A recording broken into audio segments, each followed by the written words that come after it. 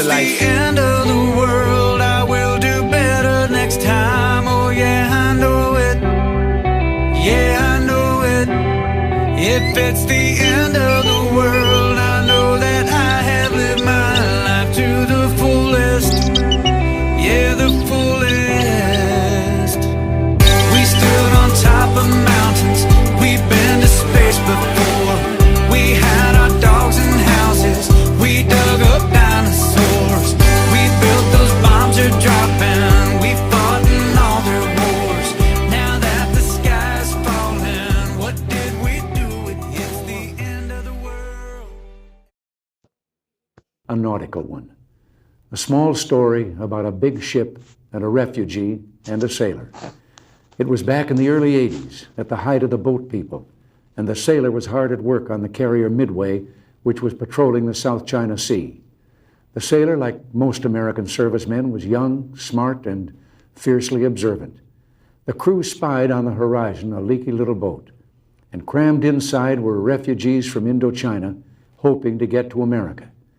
The Midway sent a small launch to bring them to the ship in safety. As the refugees made their way through the choppy seas, one spied the sailor on deck and stood up and called out to him. He yelled, "Hello, American sailor. Hello, freedom man." A small moment with a big meaning. A moment the sailor who wrote it in a letter couldn't get out of his mind. And when I saw it, neither could I. Because that's what it was to be an American in the 1980s. We stood again for freedom. I know we always have, but in the past few years, the world, again and in a way we ourselves, rediscovered it. It's been quite a journey this decade, and we held together through some stormy seas. And at the end, together, we're reaching our destination. The fact is, from Grenada to the Washington and Moscow summits, from the recession of 81 to 82, to the expansion that began in late 82 and continues to this day, we've made a difference. The way I see it, there were two great triumphs, two things that I'm proudest of. One is the economic recovery, in which the people of America created and filled 19 million new jobs. The other is the recovery of our morale. America is respected again in the world and looked to for leadership.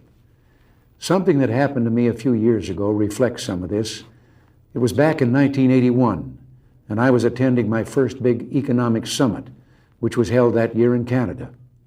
The meeting place rotates among the member countries. The opening meeting was a formal dinner for the heads of government of the 7 industrialized nations.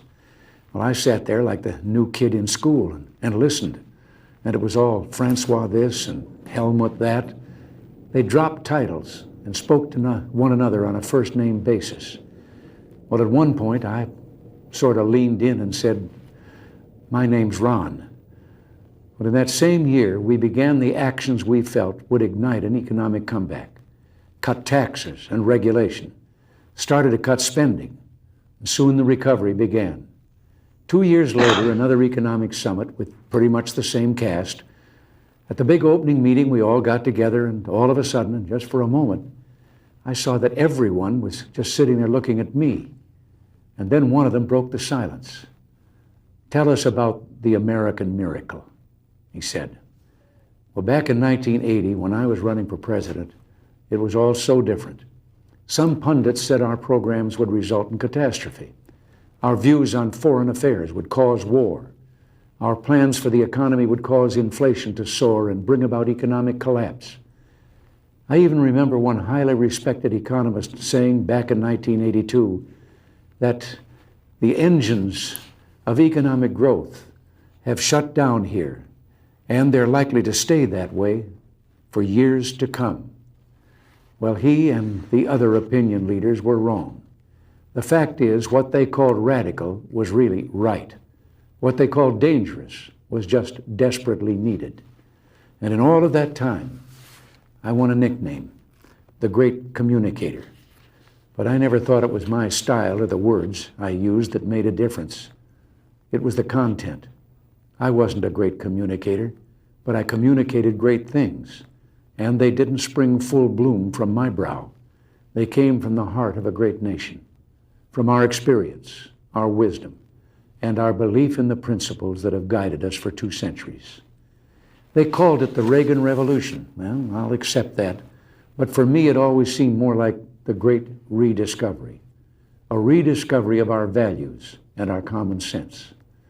Common sense told us that when you put a big tax on something, the people will produce less of it.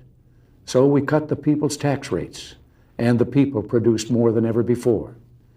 The economy bloomed like a plant that had been cut back and could now grow quicker and stronger. Our economic program brought about the longest peacetime expansion in our history. Real family income up, the poverty rate down, entrepreneurship booming, and an explosion in research and new technology. We're exporting more now than ever because American industry became more competitive. And at the same time, we summoned the national will to knock down protectionist walls abroad instead of erecting them at home. Common sense also told us that to preserve the peace, we'd have to become strong again after years of weakness and confusion. So we rebuilt our defenses, and this new year, we toasted the new peacefulness around the globe. Not only have the superpowers actually begun to reduce their stockpiles of nuclear weapons, and hope for even more progress is bright, but the regional conflicts that rack the globe are also beginning to cease. The Persian Gulf is no longer a war zone. The Soviets are leaving Afghanistan. The Vietnamese are preparing to pull out of Cambodia. And an American-mediated accord will soon send 50,000 Cuban troops home from Angola. The lesson of all this was, of course, that because we're a great nation, our challenges seem complex. It will always be this way. But as long as we remember our first principles and believe in ourselves, the future will always be ours. And something else we learned.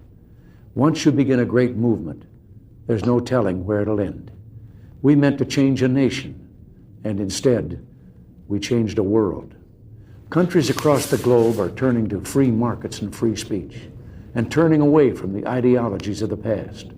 For them, the great rediscovery of the 1980s has been that, lo and behold, the moral way of government is the practical way of government. Democracy, the profoundly good, is also the profoundly productive. When you've got to the point where you can celebrate the anniversaries of your 39th birthday, you can sit back sometimes, review your life, and see it flowing before you. For me, there was a fork in the river, and it was right in the middle of my life. I never meant to go into politics. It wasn't my intention when I was young. But I was raised to believe you had to pay your way for the blessings bestowed on you. I was happy with my career in the entertainment world, but I ultimately went into politics because I wanted to protect something precious. Ours was the first revolution in the history of mankind that truly reversed the course of government, and with 3 little words: we the people. We the people tell the government what to do. It doesn't tell us. We the people are the driver. The government is the car, and we decide where it should go and by what route and how fast. Almost all the world's constitutions are documents in which governments tell the people what their privileges are. Our Constitution is a document in which we, the people, tell the government what it is allowed to do. We, the people, are free. This belief has been the underlying basis for everything I've tried to do these past 8 years.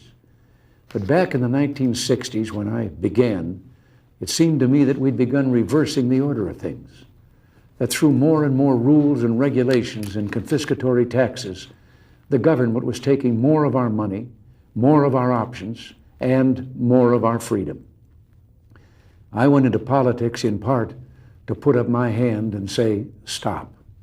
I was a citizen politician, and it seemed the right thing for a citizen to do.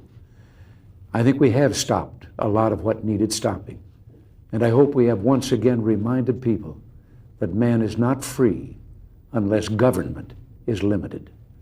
There's a clear cause and effect here that is as neat and predictable as a law of physics. As government expands, liberty contracts.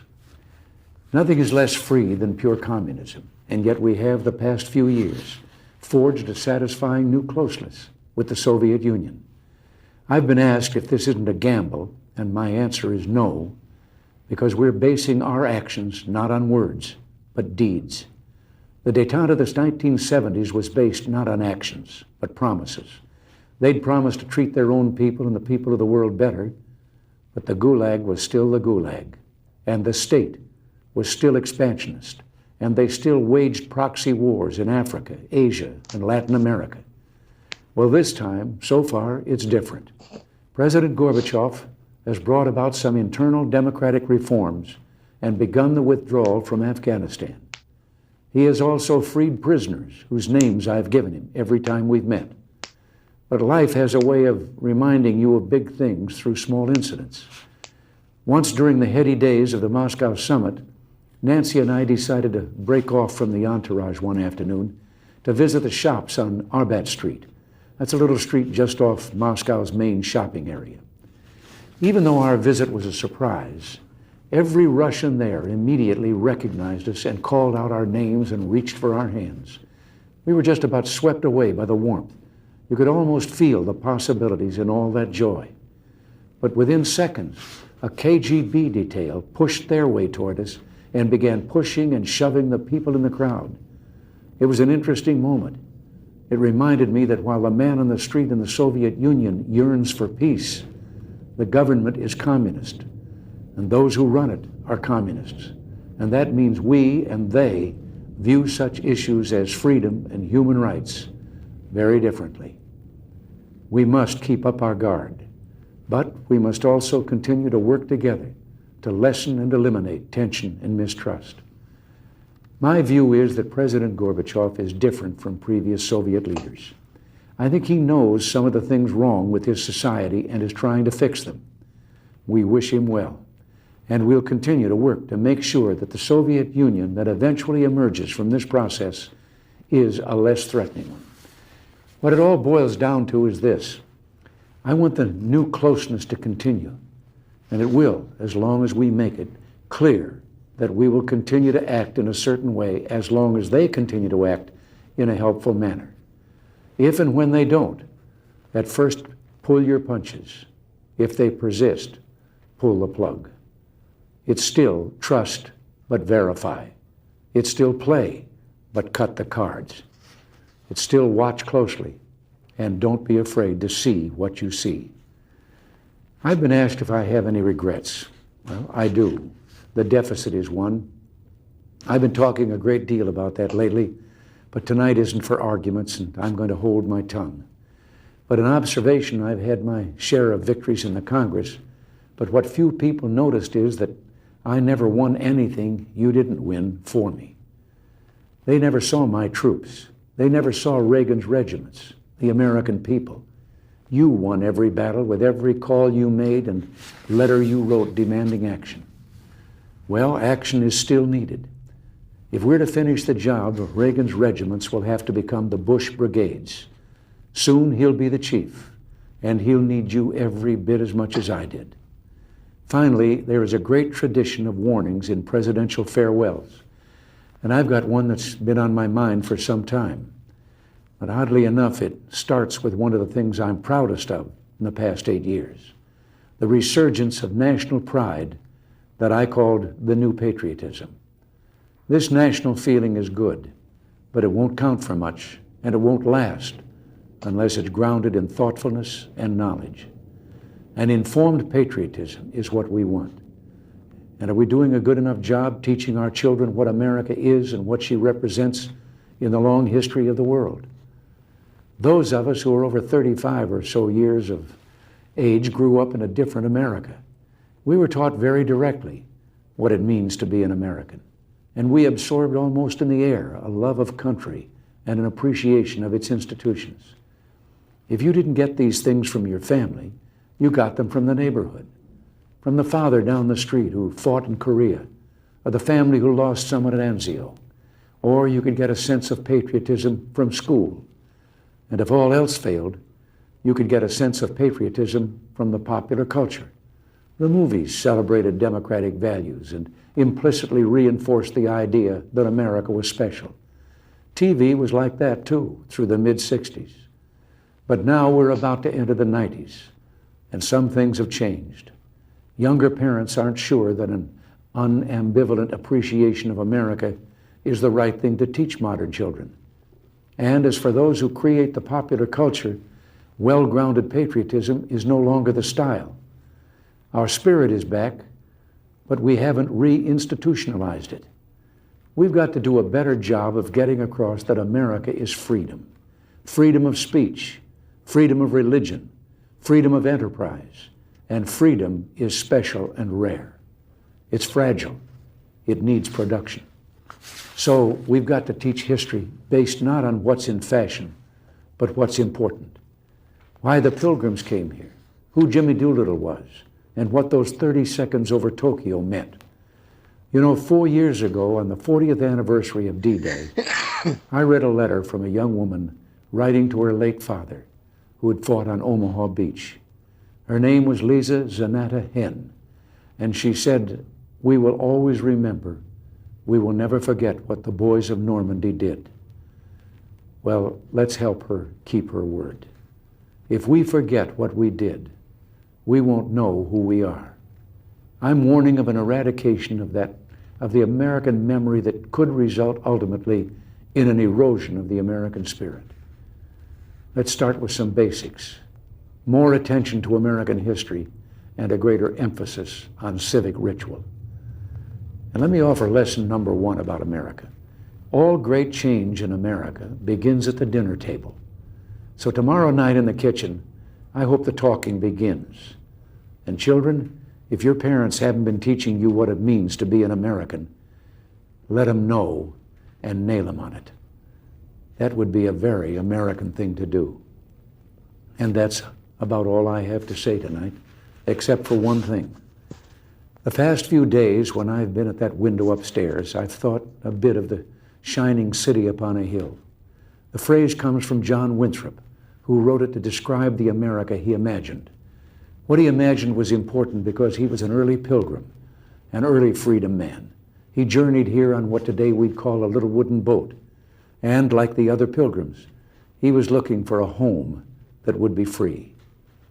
I've spoken of the shining city all my political life, but I don't know if I ever quite communicated what I saw when I said it.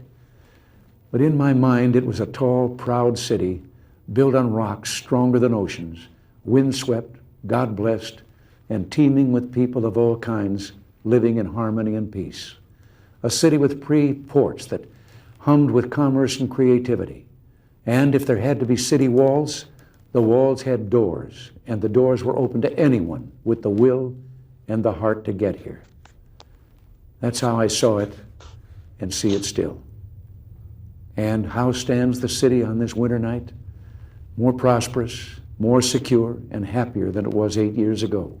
But more than that, after 200 years, 2 centuries, she still stands strong and true on the granite ridge, and her glow is held steady no matter what storm. And she's still a beacon, still a magnet for all who must have freedom, for all the pilgrims from all the lost places who are hurtling through the darkness toward home. We've done our part, and as I walk off into the city streets, a final word to the men and women of the Reagan Revolution, the men and women across America who for 8 years did the work that brought America back. My friends, we did it. We weren't just marking time. We made a difference. We made the city stronger. We made the city freer. And we left her in good hands. All in all, not bad. Not bad at all. And so, goodbye. God bless you. And God bless the United States of America.